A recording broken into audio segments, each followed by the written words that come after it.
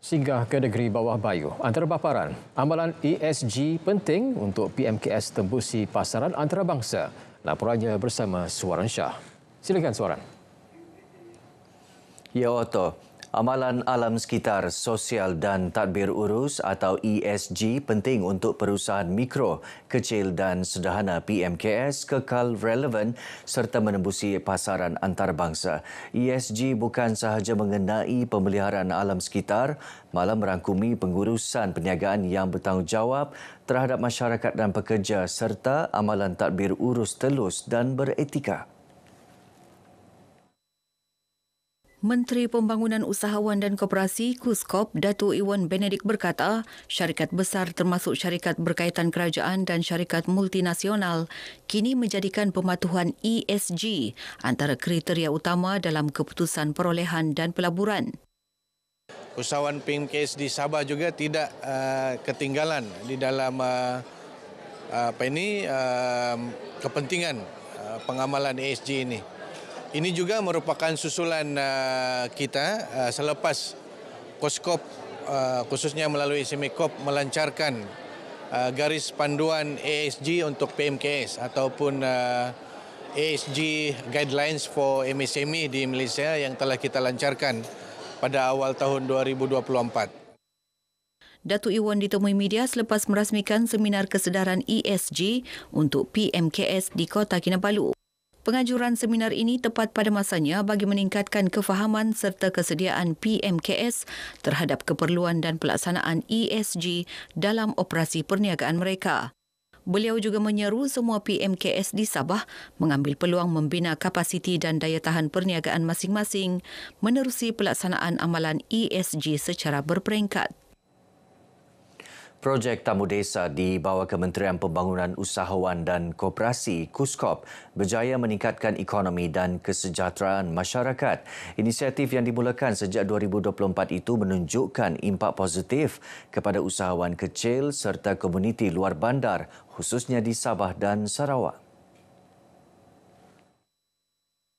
Menteri KUSKOP Datuk Iwan Benedik berkata tapak tamu desa menjadi pusat sehenti memperkasa ekonomi dan sosial setempat. Sehingga kini 98 kemudahan tamu desa yang dibina memberi ruang niaga tetap dan lebih selesa kepada peniaga. Dengan kemudahan tamu ini, tempat yang tetap sama ada dalam konsep gerai yang dibina mengikut konsep tamu ataupun bangunan diwan terbuka di mana usahawan-usahawan tamu berniaga dalam bumbung tamu desa diwan terbuka itu telah memberi keselesaan. Ibu-ibu yang berjual tidak lagi berhujan, tidak lagi berlumpur dan tidak lagi berpanas. Itu impak yang pertama. Datuk Iwan ditemui pemberita selepas merasmikan bangunan tamu desa Kampung Tenibung, Kinasraban, Kota Blud. Tapak tamu desa ini juga boleh dimanfaatkan untuk pertemuan mingguan usahawan seperti Sahabat Amanah Ikhtiar Malaysia dan Tekun selain aktiviti kemasyarakatan. Dapatkan nasihat dan bimbingan daripada kaunselor sekolah untuk memilih laluan pengajian terbaik di peringkat lebih tinggi. Itu nasihat Timbalan Menteri Pendidikan Tinggi Datuk Mustafa Sakmud kepada pelajar yang menerima tawaran dan peluang melanjutkan pengajian di Institut Pengajian Tinggi Awam, Politeknik atau College Community. Hasil dapatan awal mendapati terdapat pelajar tidak menerima tawaran diberikan dan ia satu kerugian kerana memberi impak besar dalam laluan kerjaya dan kehidupan mereka. Bagiannya ke IPTA. Cuma untuk makluman semua, mungkin ibu bapa tidak maklum, sekarang ini surat tawaran itu disertakan dengan tawaran dermahasiswa daripada JPA untuk golongan B40. Kita juga di peringkat kementerian kita panggil beasiswa TVET. Datuk Mustafa menyatakan demikian kepada pemberita selepas merasmikan Pesta Keamatan Parti Keadilan Rakyat Parlimen Kota Blud. Bagi daerah Kota Blud, 480 pelajar bakal menerima surat tawaran daripada Institut Pengajian Tinggi Awam, Politeknik dan College Community. Terdapat 25 pelajar menerima beasiswa JPA B40, namun hanya 8 pelajar setuju menerima tawaran tersebut, manakala selebihnya belum menyatakan sebarang keputusan. Golongan wanita di seluruh negeri terus disantuni agar tidak tercicir daripada pelbagai kemudahan dan perkhidmatan yang disediakan kerajaan. Pembantu Menteri Pembangunan Masyarakat dan Kesejahteraan Rakyat, Datuk Flovia Eng berkata, program Santuni Wanita Anjuran Jabatan Hal Ehwal Wanita Sabah JEHWA merupakan antara platform bagi memperkasa kaum wanita di negeri ini. Ia diterjemah melalui pendedahan isu berkaitan hak wanita dalam perkahwinan, keganasan rumah tangga dan kesihatan mental. Kita mau membuka peluang kepada wanita-wanita untuk berkesempatan bertanya sekiranya ada pertanyaan ataupun kemuskilan tentang hak-hak wanita. Ya? Dan kita mau semua wanita itu sedar wanita juga punya hak dan mereka harus tahu. Datuk Flovia ditemui media sempena program outreach Wanita Merakyatkan Perkhidmatan ke arah kesejahteraan wanita di Dewan Masyarakat Sandakan. Sementara itu, Adun Tanjung Papat, Datuk Frankie pun menyambut baik penganjuran program seumpama yang disifatkan berupaya memberi ilmu dan manfaat besar kepada wanita dalam merancang masa depan. Saya mengalahkan kerajaan fikir pantau atau teliti sikit macam mana kita boleh sampaikan program kita yang dianjurkan daripada kerajaan kepada masyarakat. Khususnya program ini untuk wanita lah. Setakat Jun ini, seramai 6,000 wanita terlibat dalam program ini yang dilaksana di 68 kawasan Dun. Tenom berpotensi dijadikan hub agro pelancongan negeri. Pengarah Jabatan Pertanian Negeri Datuk Jifrin Mohamad berkata ini bertepatan dengan gabungan kekayaan alam semula jadi dan teknologi pertanian moden yang terdapat di daerah tersebut. Penglibatan komuniti setempat turut menyumbang kepada potensi pembangunan sektor agro pelancongan di Tenom. Datuk Jifrin menyatakan demikian kepada pemberita selepas merasmikan penutupan kursus diseminasi teknologi perladangan organik di Tenom.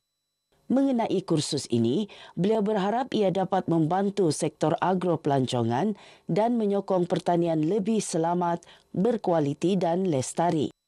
Kesedaran daripada pengguna-pengguna amat penting bagi membantu pertumbuhan banyak lagi ladang organik. Untuk itu kita mengharapkan selepas ini bukan saja di daerah Tenom tetapi juga di seluruh negeri Sabah akan melahirkan lebih ramai my organik ataupun ladang-ladang yang kita panggil tadi perladangan my organik. Peserta didedahkan dengan amalan pertanian organik mengikut piawaian pensijilan my organik termasuk latihan teori dan praktikal. Berharap agar Jabatan Pertanian Sabah akan terus membimbing pesawah untuk sehingga kami boleh mendapatkan sijil perladangan organik ini. Kepada pendedahan baru tentang jenis-jenis organik dan harapan saya untuk program ini semoga perladangan organik ini digiatkan dalam pertanian-pertanian level menengah atau level sederhana. Perladangan organik ini hasilnya lebih tinggi dan lebih berkualiti. Kursus anjuran Jabatan Pertanian ini melibatkan 156 peserta dari 10 buah mukim di daerah Tenom.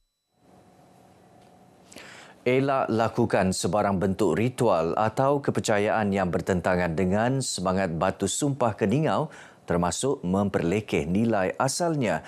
Batu sumpah itu bukan sekadar tugu peringatan tetapi simbol keramat yang menandakan persetujuan rakyat Sabah menyertai pembentukan Malaysia pada September 1963. Kami mohon supaya mana-mana badan-badan NGO ataupun sebagainya, andai kata ada keinginan untuk datang ke Batu Sumpah ini haruslah seboleh-bolehnya menulis surat kepada pegawai daerah dan Mahkamah Anak Negeri Keningau untuk makluman mengenai dengan tujuan mereka untuk hadir ke Batu Sumpah ini. Daniel menyatakan demikian sempena majlis ritual makan sogit di Batu Sumpah, Muzium Warisan Keningau. Semangat batu sumpah dan perjanjian Malaysia 1963 harus terus menjadi asas dalam membina Malaysia lebih adil, saksama dan menghormati kepelbagaian negeri-negeri yang membentuknya. Jelasnya lagi, kerajaan negeri komited untuk terus memperjuang hak Sabah seperti termaktub dalam MA 63, termasuk dalam aspek autonomi pentadbiran, hasil bumi dan kebajikan rakyat. Baik saudara, sekian perkongsian dari negeri di bawah Bayu. Kita kembali bersama Otto dalam berita wilayah untuk lebih banyak perkembangan semasa dalam negara. Malaysia Madani, rakyat disantuni. Silakan Otto. Baik, terima kasih. Suara langsung dari Sabah.